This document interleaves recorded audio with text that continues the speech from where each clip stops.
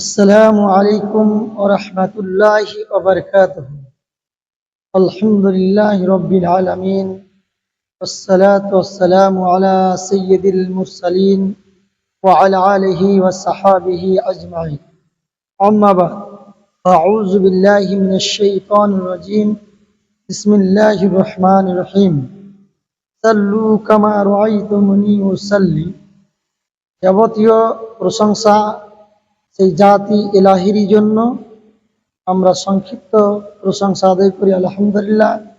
তারপরে আমাদের ধর্মের গুরু, কর্মের নেতা, তাজদারে মাদানী আহমদ মোহাম্মদ মুস্তাফা বলুন সাল্লাল্লাহু আলাইহি ওয়াসাল্লাম, তিনার প্রতি দরুদ সালাম বিবর্ষিত হোক।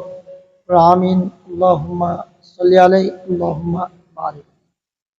সম্মানিত সুধী মণ্ডলী, আজকে আপনাদের সম্মুখে একটি হাদিসে তথ্য বার্তা দিচ্ছি। এটা নিত্য নতুন না, যেহেতু আল্লাহর নবী বিশ্বনবী সাল্লাল্লাহু আলাইহি সাল্লাম বলেছেন, সাল্লু কামা রাআইতুমুনি উসাল্লি, তোমরা ওইভাবে সালাত আদায় করো যেভাবে আমাকে সালাত আদায় করতে দেখেছো।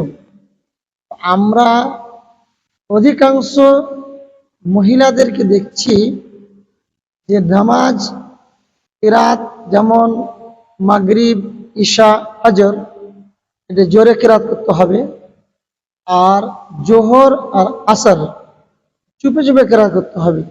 তো অধিকাংশ মহিলাদেরকে দেখা যাচ্ছে তারা জোহরে যেমন ভাবে নামাজ পড়ছে, চুপে চুপে কিরাত করছে, ঠিক সেই মতো মাগরিবের সালাতেও কিরাত জোরে করছে না। কিন্তু খাস করে বলবো আমার সুপ্রিয় মা খালা বোনদেরকে, আপনারা মাগরিব, ঈশা, ফজর একটুকুন আওয়াজ, বুলন্দ আওয়াজ না করে হালকা আওয়াজ করে কিরাত করে সালাত আদায় করবেন। এটাই হলো আল্লাহ রসুলের পদ্ধতি।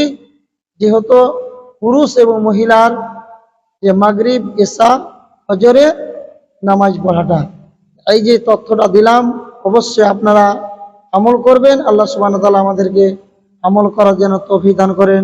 আল্লাহুম্মা আমিন। আমি এখান থেকেই সমাপ্ত করছি। আসসালামু আলাইকুম ওয়া রাহমাতুল্লাহ।